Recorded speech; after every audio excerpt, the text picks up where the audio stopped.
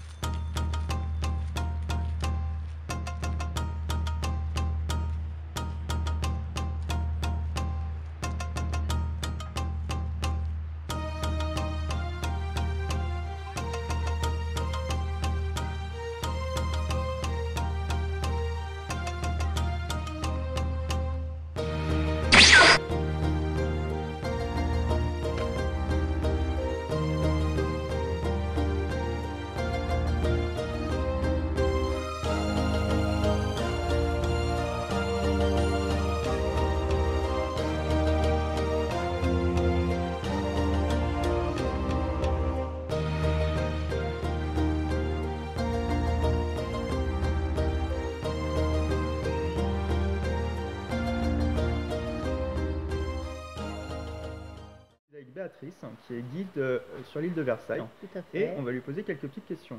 Alors, bon, espérons y répondre. Donc, ça va bien? Ma foi, ça va bien, je vous remercie. Alors, est-ce que vous pouvez me parler un petit peu de l'histoire de l'île? Alors, l'île de Versailles a vu le jour en 1832, suite à la construction du canal de Nantes à Brest, et fut le lieu d'une intense activité économique pendant environ une bonne centaine d'années. À partir des années 50, en raison de l'essor du commerce ferroviaire et routier, l'activité économique liée à la batellerie va péricliter et peu à peu, l'île va être désertée en fait. Et c'est en 1983 que la ville de Nantes, après avoir racheté toutes les parcelles une à une, il faut savoir quand même que sur l'île, il y a eu 38 maisons. C'était vraiment un petit village, une petite ville dans la ville, un côté très vivant comme quartier. D'accord. Donc la ville de Nantes va racheter toutes les parcelles et va lancer un concours d'idées visant à réaménager ce site exceptionnel à 2 pas vraiment du centre-ville. Justement, les architectes ont planché, il y avait sur les idées, il y avait des choses à respecter. La ville de Nantes voulait une capitainerie, voulait un jardin paysager, voulait un restaurant et un écomusée. Voilà, voilà, ça faisait beaucoup de choses sur une petite surface d'1,7 hectare quand même. Et c'est l'idée du jardin japonisant qui va être retenue par la ville. Un projet des cabinets d'architectes du lieu, Corbier-Brébion, et pour la partie paysage, c'est l'architecte Soulard. Le style, c'est un jardin de thé, c'est-à-dire un jardin intimiste, reprenant des points précis avec le cachet révélé.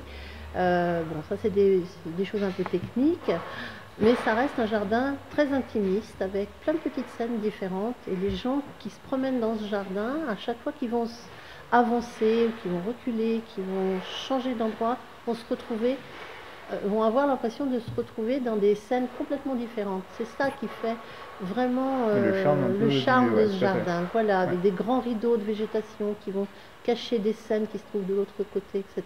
Et c'est des découvertes incessantes sur 1,7 hectare, et c'est vraiment assez magique. Alors le bâtiment en lui-même, il est conçu comme une maison de thé, voilà, comme tous les bâtiments qu'on va retrouver dans les jardins japonais, qui va accueillir la cérémonie du thé.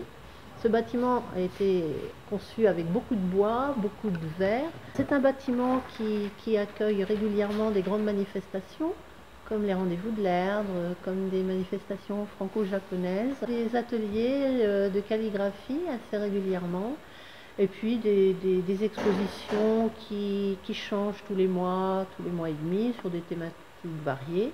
Mais on accueille aussi tous les jours des classes de la ville de Nantes, pour des animations pédagogiques. D'accord, il s'appelle aux enfants. Oui, les enfants sont ravis. Bon, il y a les aquariums quand même à l'intérieur du musée. Il y a une douzaine d'aquariums avec des poissons d'eau continentale. Et c'est vrai que bon, les enfants, c'est toujours un peu magique. C'est un lieu ludique, voilà, c'est très ludique et voilà, très, très agréable. Donc voilà, c'est vraiment un lieu de vie très prisé des Nantais. Il y a énormément de monde. On accueille, par exemple, pour vous donner une idée, sur un week-end, on peut accueillir 3000 personnes uniquement dans le bâtiment, uniquement de passage dans le bâtiment. Voilà. Et c'est vraiment un lieu de convivialité, de détente et de sérénité qui permettent aussi de décrocher de l'activité quand même assez intense de la ville de Nantes.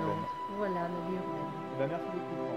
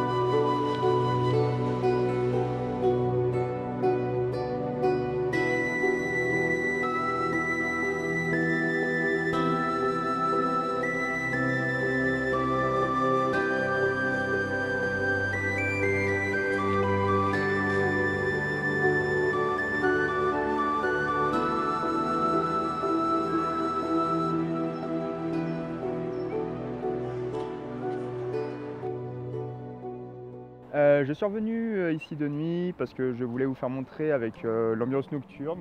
J'ai vu qu'il y avait pas mal de petites lumières et je suis jamais venu de nuit. Je me suis dit que ça pouvait être vachement intéressant. Mais malheureusement, en fait, les lumières n'étaient pas allumées et le parc ferme assez tôt en hiver, enfin en hiver, automne-hiver, 6h30 si je dis pas de bêtises. Donc je n'aurai pas d'image de nuit à vous présenter, mais en tout cas, voilà, la petite visite était quand même assez complète. C'est vraiment un parc très intéressant que je vous propose de venir voir si vous venez sur Nantes. On est vraiment dépaysé, il y a avec les bambous, les cerisiers, les petites scènes en fait qui rappellent vraiment le jardin japonais. Donc voilà, j'aime beaucoup y venir et y retourner de temps en temps. Ça dure 1 heure et demie si vraiment on veut prendre le temps. Après plus longtemps si jamais on veut juste se poser. Et en tout cas voilà, j'espère que la vidéo vous aura intéressé et n'hésite pas à partager et à t'abonner à la chaîne et à liker. Et moi je te dis à une prochaine fois. C'était Corver, salut à tous.